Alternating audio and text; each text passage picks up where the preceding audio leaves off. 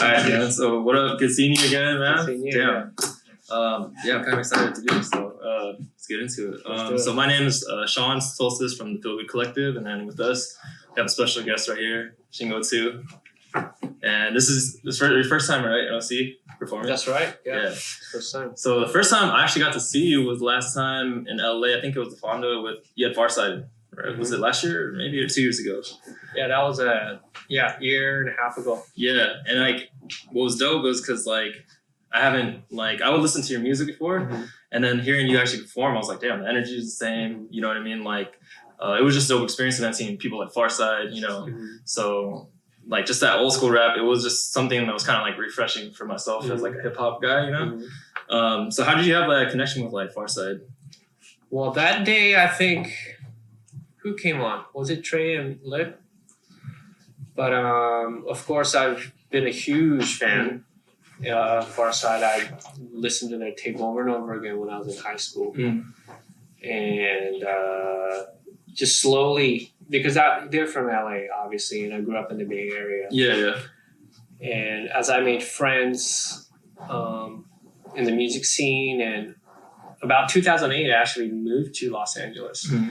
And I think I'd met them before, but also DJ Icewater, who's DJing for us tonight as well. Yeah.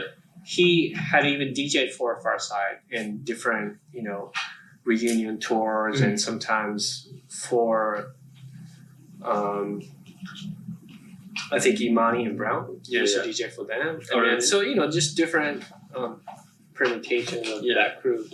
And like I said, they're just our idols forever. Yeah. And I got to record with Trey a little bit at Yeti's old studio in Echo Park. It was little by little. Yeah. So you guys been like friends since then. Yeah. And how we started this whole Los Angeles vibe was through Delicious Vinyl. Mm-hmm. So they're all connected there. Yeah. And I think. They were always welcome to our shows just to come out. Oh, yeah. So you were born in Japan, specifically which city was it? Tokyo. So what part of Tokyo? The hospital was in Oimachi, which is near Shinagawa. Okay, I know where that is. Yeah. That's where my grandparents had a house. And then when did you move to the Bay? So I grew up. So soon after, our family moved to Tanzania for a few years, went to London for a few years, and then went back to Japan from like second half of third grade to 8th grade. I was in Japan. Okay. Then when I was like 14, going on 15, I moved to the Bay. So were you into hip hop at that time before moving to the Bay, or do you feel like the Bay Area really influenced a lot of like your style, or just like music, definitely, hip-hop? Most definitely. 99% of my hip hop education happened there. And of course, when I was in London, that whole breaking thing was happening. The very early stages of.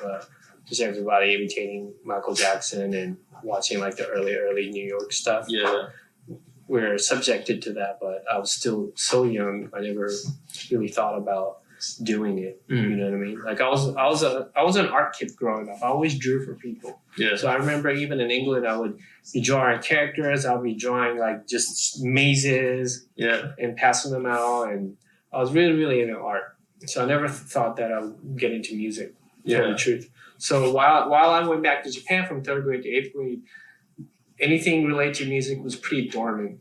I kept drawing all the time, and whatever music education we had in school, I just hated it because it was so like formal and academic. Yeah, like kind of like because like you think of a specific like demographic kind of when you think of that. Because I was in choir myself, so it's like I hated choir. You know what I mean? Yeah, I hated choir. Yeah, even though like art class even won it. Within our grade, I didn't like it at all because it was so forced upon us. Yeah, So when did it become enjoyable, or like did you even think like I'm gonna like try this music thing out and see what? Of course. So in high school, I moved from Japan to the Bay, and that was a huge transformation. And it was also a relief for me to get away from a very strict academic environment in Japan, because when you're that age, you're gearing for high school exams, right? Yeah, that's a huge thing over there called juken.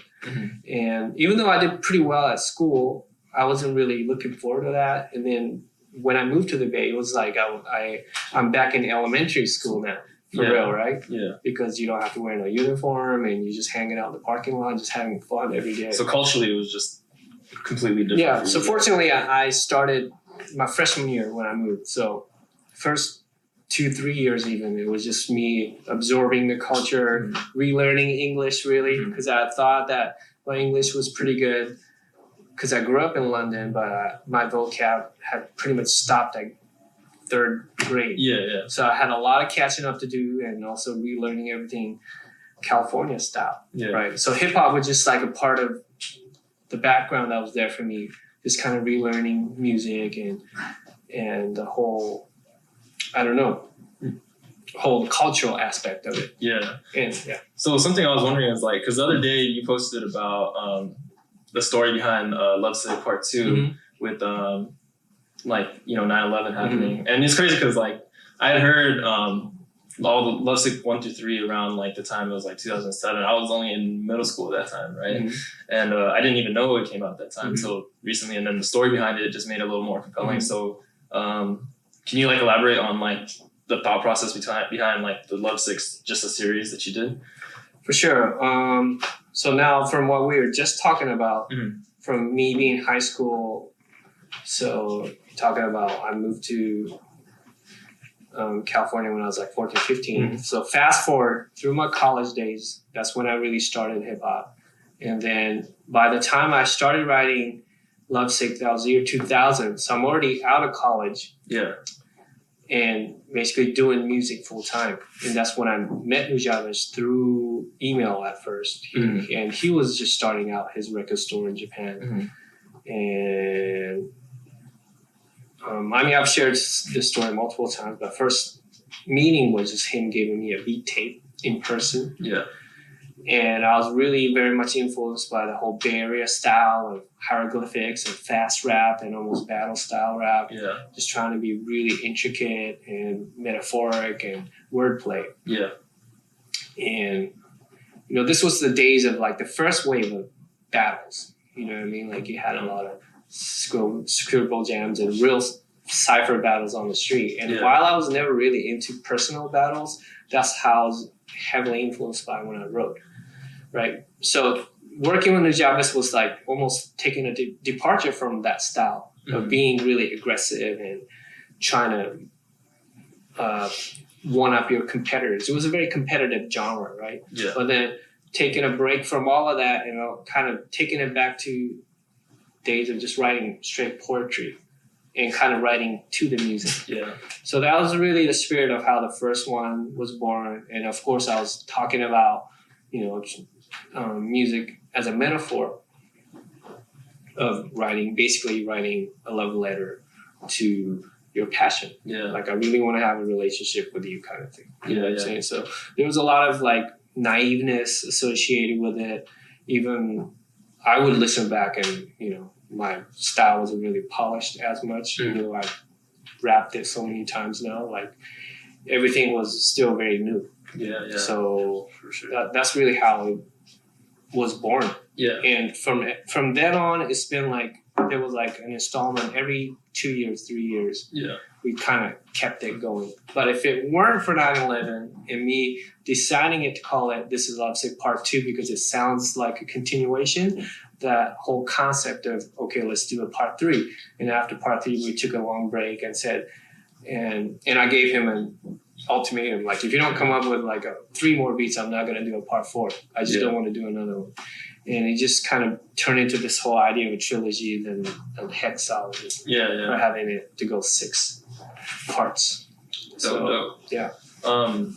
What's it called? I was gonna ask you about like the other rappers that he's worked with, like that Nujavis worked with. Do you still keep in touch with any of them, like Sice or? Oh, of course. Yeah. So Sice, we made it a point to invite him to our tour this past spring. Yeah. We had an awesome time. It really made me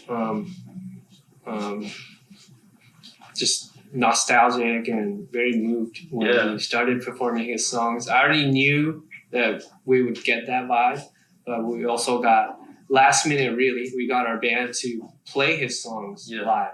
and it was so good. Yeah, It was he's dope, man. Oh, of course, Yeah. not just as an MC, but as an overall human Performer. being, a performer and a human being. Just a great guy. That's Yeah. Like I think the thing that's kind of interesting to me, I don't know, I noticed this. Like I feel like the rappers or the people that like the artists that June or Nujabes work with is like your guys' voices are pretty interesting, you know, and it fits. I feel like the beats that so like I don't know how much you went into thinking that too, you know, as well, like creating a lot of music. But aside from that, like what's new like in the works for you right now, or like what's going on in your life right now as far as like music or it's really the same.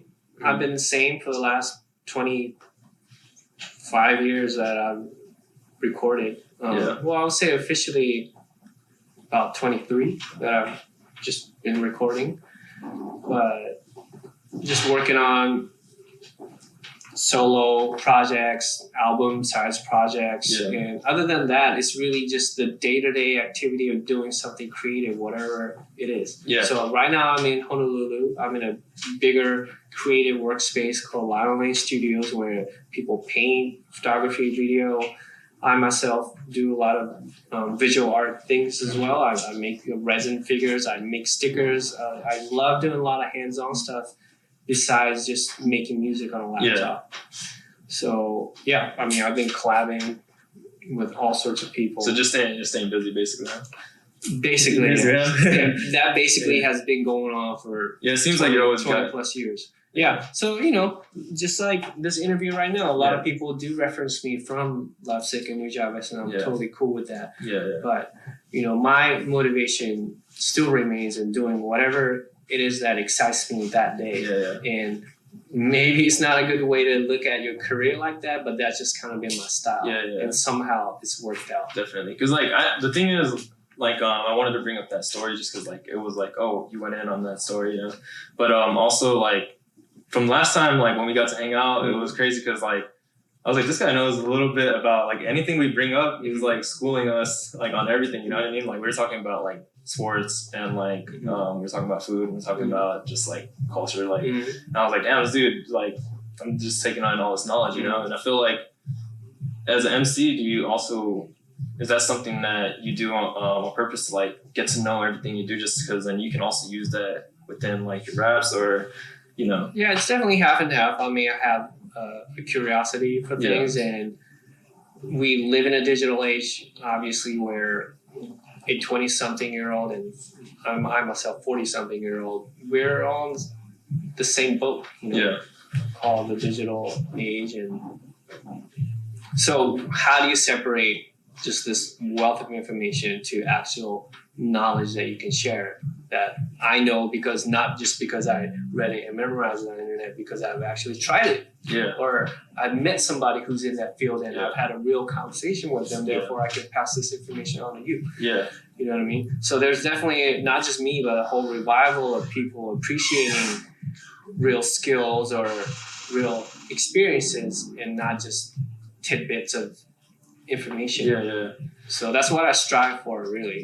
I'm more interested in people than actual, tidbits of facts. Because definitely, like, I definitely did feel that because, like I said, like, I don't know, as we're talking, it was like, I think mentally, like, everything was like challenged, like, why is this way? Or why, you know what I mean? Like, it was kind of like, it's just interesting to see like that having a thought process like that, which is like not as many people will go that, like I feel like most stuff we talked about, since you had an interest, it was like you find interest in a lot of things that maybe other people would just like pass by, Maybe.